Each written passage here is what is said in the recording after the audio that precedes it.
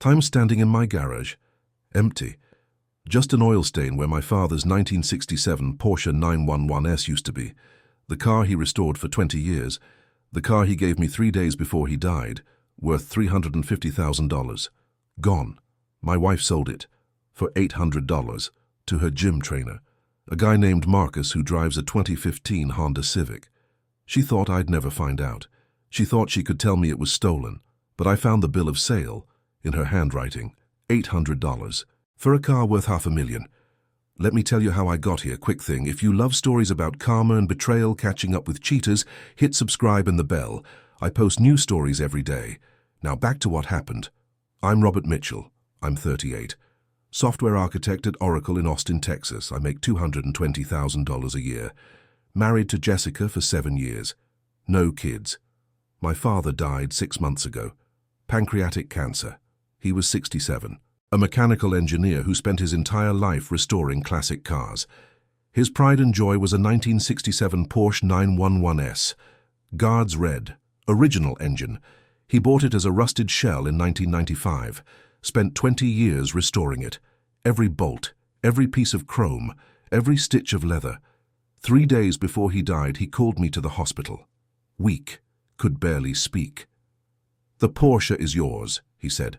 "Don't sell it. Drive it. Remember me." I cried. "I will, Dad, I promise." He died holding my hand. The Porsche was appraised at $350,000. Collector's item. Perfect condition. Only 12,000 original miles. I kept it in our garage. Climate-controlled. I'd sit in it sometimes, just to feel close to him. The smell of the leather, the weight of the steering wheel, his presence. Jessica knew what it meant to me. She was at the funeral. She saw me cry when they read the will. "I'm so sorry, baby," she said. "Your dad was an amazing man." I believed her. Around month 3 after Dad's death, Jessica started going to the gym more. "I need to get in shape," she said. "I've gained weight." She hired a personal trainer, Marcus, 28 years old, former college athlete, ran a private fitness business. "He's really good," she'd say. "He's helping me so much." Training sessions were 3 times a week, Monday, Wednesday, Friday, 6 p.m. to 7 p.m. She'd come home sweaty, energized, talking about core strength and muscle definition. I didn't think much of it. I was busy at work. Oracle was launching a new cloud platform. I was working 60-hour weeks. Then, 4 months after Dad died, I came home early one Friday. 5 p.m. Forgot my laptop. Needed it for a weekend deadline. The garage was open, empty. The Porsche was gone. I stood there, staring at the oil stain on the concrete, the outline where the car had been. Panic. "Jessica!" She came running from upstairs. "What? What's wrong?" "The Porsche. Where's the Porsche?" Her face went white. "Oh my God, someone must have stolen it. When did this happen?" "I don't know, I just got home. Did you see anything, hear anything?" "No, I was upstairs." "Oh my God, Robert, your dad's car. We need to call the police." I called 911, filed a report. The officer came, took notes. "Do you have the VIN, insurance?" "Yes, everything." "We'll put out an alert, check with local chop shops. But honestly, a car like that, if it's gone, it's probably already out of state." Jessica was crying, hugging me. "I'm so sorry, I know how much it meant to you." I believed her. For 3 days. Addressed to Jessica, from the Texas DMV, title transfer notification. I opened it. Vehicle, 1967 Porsche 911S. VIN, matching my father's car. Sold by Jessica Mitchell. Sold to Marcus Rivera. Sale price, $800. Date, last Friday, 4:30 p.m. I read it 3 times, $800. She sold my father's $350,000 Porsche to her gym trainer for $800. The day before she reported it stolen. I sat down, couldn't breathe, couldn't think. Then I saw another document in the envelope, a handwritten bill of sale, Jessica's handwriting.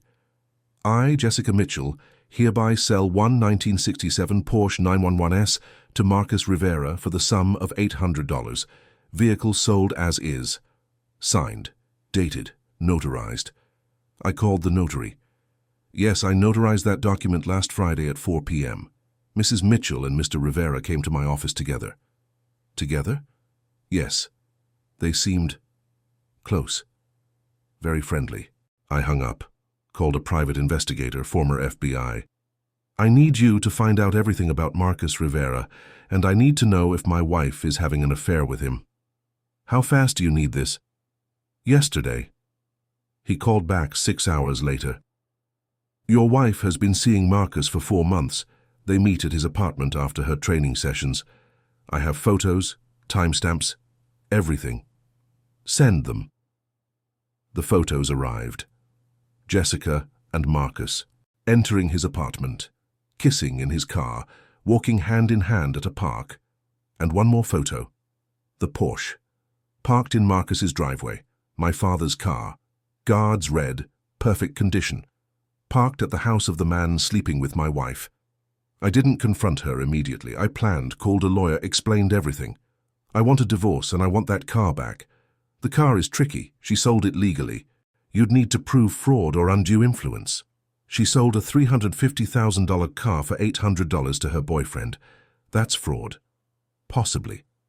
But you'll need to prove he knew the value and that she intended to defraud you. I can prove it. The car was appraised 6 months ago.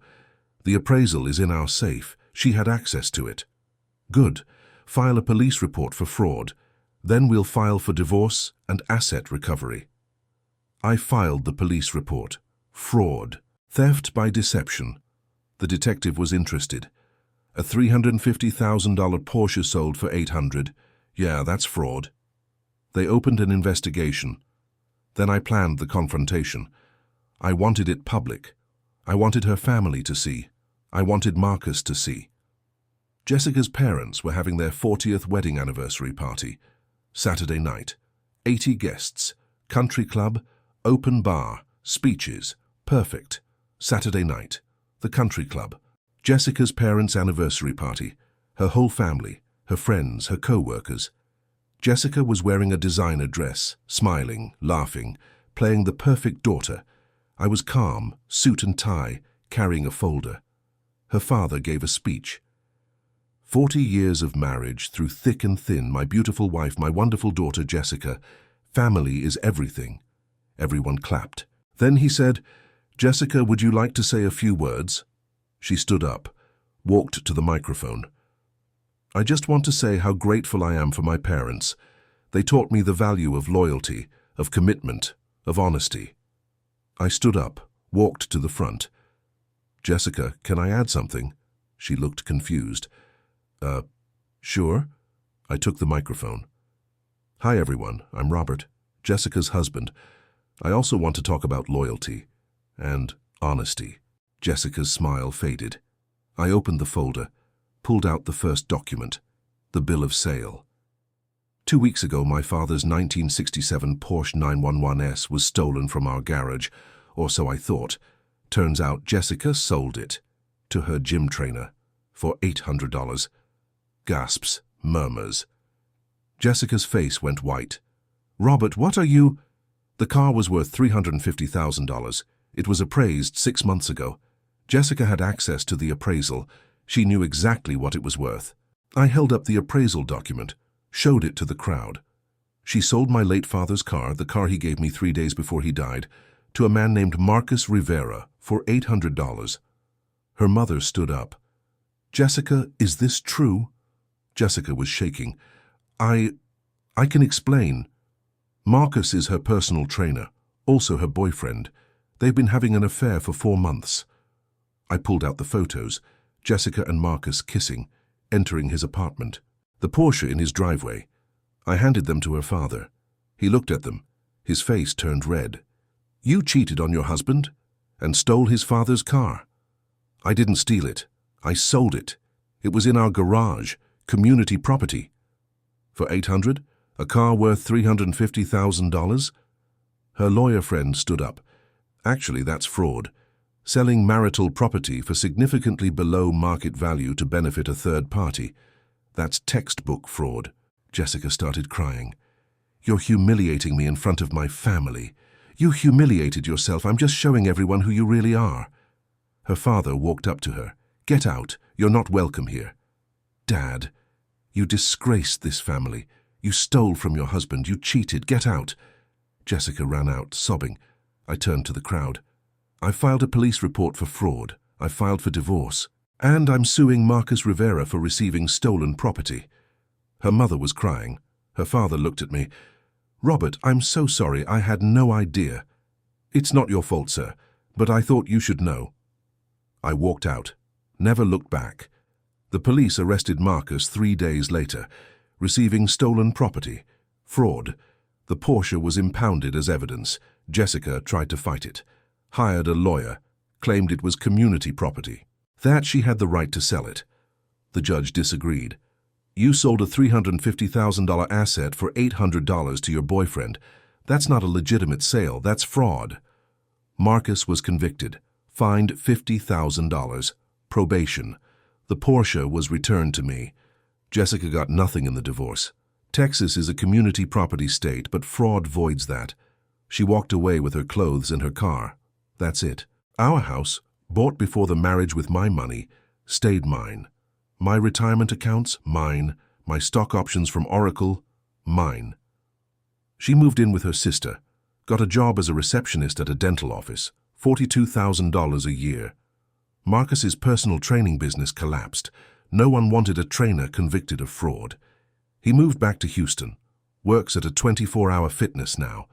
I kept the Porsche, drove it every weekend. Remembered my father. But I also sold our house in Austin. Too many memories. Moved to San Francisco, got a job at Google, senior software architect, $380,000 salary. Bought a condo in Pacific Heights, views of the Golden Gate Bridge. Modern, clean, no ghosts. I started dating again. Slowly, carefully. Always with a prenup ready. Met a woman named Claire, 35. Patent attorney, smart, independent, drives a Tesla, doesn't care about my money. We've been together for 2 years, no marriage, no rush, just peace. I destroyed everything. Yes, you did. Marcus left me 2 years ago, said I was too much drama. My family barely talks to me. My mum calls on my birthday. That's it. I'm sorry to hear that. Are you? Sorry? Not really. You made your choices. You're living with the consequences. She nodded, tears in her eyes. I heard you're at Google now, making good money, dating someone. Where did you hear that? Your LinkedIn. I still check it sometimes. You should stop. I know, I wonder sometimes, what if I hadn't sold the car? What if I hadn't cheated? Would we still be together? No, because you're the kind of person who would sell a dying man's gift to his son for $800. That doesn't change. I've changed. Good for you. But it doesn't change what you did. She looked at the Porsche one more time. Your dad would be proud that you got it back. I know. She walked away. I stood there for a moment, thinking about my father, about the car, about the last 5 years. Then I got in the Porsche, started the engine. That beautiful flat 6 sound. Drove up Highway 1, windows down, ocean on my left, mountains on my right. The best revenge I learned wasn't revenge at all. It was keeping the promise I made to my father, driving his car, remembering him, living a life he'd be proud of, and letting Jessica live with the knowledge that she sold a piece of my soul for $800 to a guy who abandoned her the moment things got hard.